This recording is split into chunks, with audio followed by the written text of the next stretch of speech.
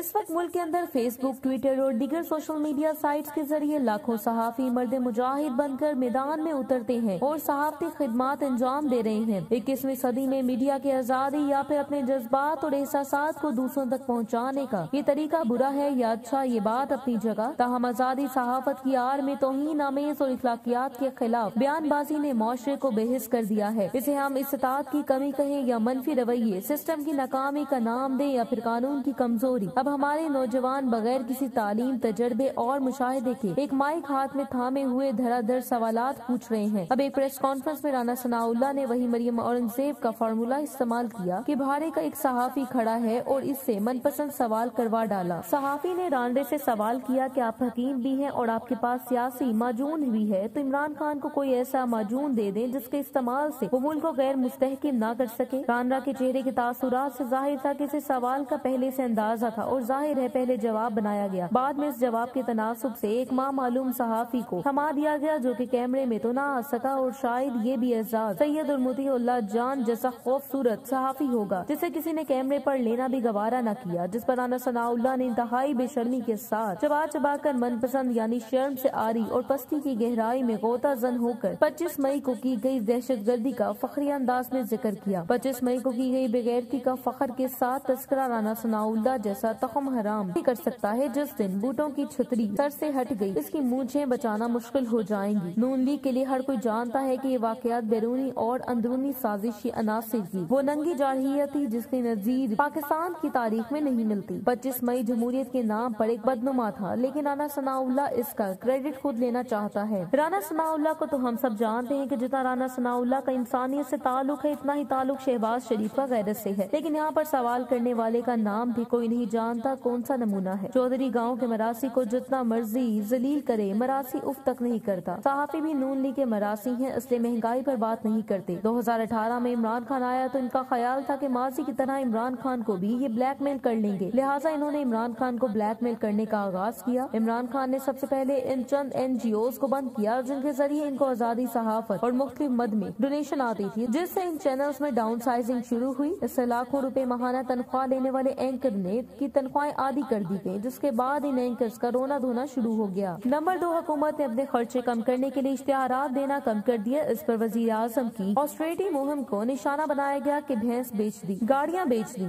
یہ کر دیا وہ کر دیا۔ پھر اگلا کام اس حکومت نے یہ کیا کہ بہت سے اخبارات کو حکومت کی طرف سے پیسہ دیا جاتا تھا کہ ان کو بند کر دیا، اور ان میں بہت سے اخبارات ایسے بھی تھے جو کہ صرف کاغذوں پر موجود تھی لیکن چھپا کہاں کرتی تھی، جس کسی کو نہیں پتا تھا، لیکن ان اخباروں کے نام پر کروڑوں کی ڈونیشن جاتی تھی، اور ان میں سے کچھ اخبار صف اول کے اینکران کے بھی تھے جن میں حامد ویر بھی شامل تھا۔ چونکہ یہ مافیا تو تھا ہی، لہٰذا ان سب نے مل کر ایکا کیا اور حکومت کے خلاف 1988 والا فارمولہ استعمال کرنا شروع کیا، یعنی فیک خبروں کا سیلاب مارکیٹ میں پھیلا دیا تاکہ عوام عمران خان سے مایوس ہو جائے، اور مایوس ہونے کے بعد عمران خان کا اگلے الیکشن تک کام ہی ختم ہو جائے، لہٰذا فیک خبروں کا ایک طوفان مارکیٹ میں آنے لگا۔ ہم بہت حیران ہوتے تھے کہ حکومت ان فیک خبروں کو کاؤنٹر کرنے کے لیے کوئی اسٹریٹجی کیوں نہیں بناتی، تو جلد ہی سمجھ لگی کہ ان لوگوں نے جتنی فیک خبریں پھیلائی اس کے بعد لوگ ان پر یقین کرنا ہی چھوڑ گئے، یعنی ان کا حساب گڈریا اور شیر کی کہانی والا ہو گیا۔ اس سے ان کے پروگرامز کی ریٹنگ گرنے لگی، بہت سے صحافیوں کو ان کے چینل سے نکال کر باہر پھینکا، جس سے وہ بیچارے اور عمران خان کے اور خلاف ہو گئے۔ باقی جو رہ گئے انہوں نے پرانی اور آدھی تنخواہ میں ہی کام کرنے کا فیصلہ کر لیا۔ میر شکیل الرحمان کی گرفتاری پر بھی ابتدا میں اس کے گینگ نے جھوٹ پھیلانا شروع کیا، جس میں مریم نواز اور فضل الرحمان کا ساتھ بھی یبین حاصل تھا۔ مریم نواز اور فضل الرحمان تو میر شکیل الرحمان کے حق میں کیے گئے دھرنوں میں بھی جا پہنچے تھے۔ ایسے میں جب ان صحافیوں کے جھوٹ اور فریب کی وجہ سے مارکیٹ میں جگہ خالی ہوئی تو حکومت نے سوشل میڈیا کی اہمیت کو جانتے ہوئے سوشل میڈیا، یوٹیوب اور فیس بک پلیٹ فارم کو بہتر کیا اور بہت سے نوجوانوں کو متعارف کروایا جو کہ جلد ہی ان صف اول کے صحافیوں کے مقابلے میں آ گئے۔ UPTI حکومت ایک تھوڑے سے عرصے میں الیکٹرانک اور پرنٹ میڈیا کے مد مقابل یوٹیوب صحافت کو لے کر آ گئی، جس نے الیکٹرانک اور پرنٹ میڈیا کا مکمل جنازہ نکال دیا۔ الیکٹرانک میڈیا پر اب اینکران کو سننے کی بجائے لوگ یوٹیوب پر مطلوبہ خبر سن لیتے ہیں، اور اخباروں میں ٹائم ضائع کرنے کے بجائے انہیں ہر قسم کی معلومات فیس بک پر مہیا ہو جاتی ہے، لہٰذا فیس بک، ٹویٹر اور یوٹیوب نے سارے اینکران اور میڈیا کو مکمل طور پر آؤٹ کلاس کر دیا ہے، اور ان لوگوں کو اپنی نوکریاں ہاتھوں سے جاتی دکھائی دے رہی ہیں۔ مثلا روف کلاسرا کی مثال لے لیں، جس چینل پر جاتے ہیں اس چینل کی ریٹنگ بیٹھ جاتی ہے اور کچھ عرصے بعد ان کو فارغ کر دیا جاتا ہے، اور یہ جے اور ویرو کی جوڑی تصویر بہا کر الزام عمران خان اور ایجنسیوں پر لگا دیتے ہیں۔ ان لوگوں نے سمجھ لیا تھا کہ یہ پاکستان ہے ہے اور ہم ہی یہاں کے جے کانت شکرے ہیں، لیکن ان کی چھٹی ہوتے وقت نہیں لگا اور ان کو آج بھی لگتا ہے کہ ان کے فالوورز کتنے ہیں جب یہ سارے پوسٹ کرتے ہیں اور ان میں وہ کمنٹ چیک کر لیا کریں جو ان سے متفق ہوتے ہیں۔ ان کی مخالفت کرنے والے لوگوں کی تعداد ان سے متفق ہونے والے لوگوں سے کئی زیادہ ہوتی ہے، اور کبھی کبھی تو یہ لگتا ہے جیسے لوگوں کو غصہ نکالنے کے لیے کوئی ملتا نہیں تو وہ اپنا غصہ ان لوگوں کے والز پر جا کر نکالتے ہیں، اور یہ بیچارے اس خوش فہمی میں مبتلا رہتے ہیں کہ ان کو پذیرائی حاصل ہو رہی ہے۔ اس میں کوئی شک نہیں کہ موبائل نے تصویر اتارنے، آواز ریکارڈ کرنے اور پھر انہیں شیئر کرنے کی سہولت مہیا کی، اور جن لوگوں نے صحافت کا بھوت سوار ہے جن پہ انہیں ایک موقع مل گیا، مگر اس کا مطلب یہ بھی نہیں ہے کہ بچے، جوان، لڑکیاں اور اپنی زندگی کا سر و بنیادی مقصد چھوڑ کر بس اس کے دیوانے ہو جائیں۔ ابھی تو انہوں نے اپنا مستقبل سنوارنا ہے، اگرچہ اس ملک میں بے روزگاری عام ہے، پڑھنے پڑھانے کا لیول کوئی تسلی بخش نہیں اور نہ ہی ہمارے ایجوکیشن کا کوئی معیار ہے۔ بدقسمتی سے ہمارے ہاں ایسا کوئی میکینزم بھی نہیں جس سے ہم چیزوں کو پرکھیں۔ قانون عموماً اس وقت ایکشن میں آتا ہے جب پانی سر سے گزر چکا ہوتا۔ یہ صدی تعلیم اور ٹیکنالوجی کی صدی کہلائی جاتی ہے یا پھر سائنس پرفیکشن کی، مگر اس میں ہمارا مقابلہ کسی کے ساتھ نہیں۔ صحافت کا شعبہ زندگی کے تمام شعبوں سے نہ صرف یکسر مختلف ہے بلکہ انتہائی اہم بھی ہے۔ صحافت کے ذریعے کوئی بھی صحافی معاشرتی، سماجی، معاشی برائیوں کا خاتمہ اور کرپشن کو بے نقاب کرتا ہے، حق کا ساتھ دیتے ہوئے باطل کو غلط ثابت کرتا ہے۔ صحافی ایک مقصد کے لیے لڑتے ہیں، پیسے کے لیے نہیں۔ آپ امریکہ کے واشنگٹن پوسٹ میں کام کرنے والے 60 سالہ عدنان کو دیکھیں جس نے سعودی حکومت کی پالیسیوں، شاہانہ نظام، عوام کے ساتھ زیادتی اور خواتین کے حقوق پر واشنگٹن پوسٹ میں صرف ایک کہانی شائع کی اور جان سے گیا۔ صحافت کے میدان میں کام کرنے والے اگر خود کرپٹ مافیا اور زر مبادلہ جرنلزم سے تعلق نہیں رکھتے تو ان کی آواز سن کر ٹانگیں کانپتی ہیں۔ ہر سال پوری دنیا میں لاتعداد صحافی اپنے پیشے اور حق ثابت کرنے اور حق شائع کرنے کے لیے جان دیتے ہیں، مگر وصولوں پر سودے بازی نہیں کرتے۔ سال 2019 میں 21 صحافیوں نے پیشہ ورانہ فرائض پورے کرتے ہوئے جان دی۔ اس طرح 2018 میں 34 صحافیوں نے جان کا نذرانہ پیش کیا تھا۔ 1992 سے لے کر اب تک دنیا بھر میں 880 صحافیوں کو مارا گیا، جن میں زیادہ تر اخبارات کے رپورٹر تھے۔ شام میں اب تک 153 صحافی مارے گئے۔ دنیا کی کئی ترقی یافتہ ممالک کے اندر بھی سچ کو بے نقاب کرنے میں صحافیوں کا بڑا کردار رہا ہے، کیونکہ ایسے صحافی ڈرائنگ روم میں بیٹھ کر خیالی باتوں اور دانشور بن کر لاکھوں میں تنخواہ لینے کے بجائے اپنے ملک اور قوم کے لیے کچھ کرنا چاہتے ہیں۔ روس میں صدر ولادیمیر پوٹن کے دور میں یعنی 2000 سے لے کر اب تک 21 صحافی مارے جا چکے ہیں۔ امریکہ میں بھی 4 صحافی سے پچھلے سال مارے گئے۔ اس طرح پاکستان میں پچھلے 6 سال کے اندر 33 صحافی شہید ہوئے۔ حق اور باطل کی جنگ میں کتنے صحافیوں نے جان کے نذرانے پیش کیے، مگر کسی کی طاقت، حکمرانی اور دولت سے نہ مروب ہوئے اور نہ ہی کوئی انہیں خرید سکا۔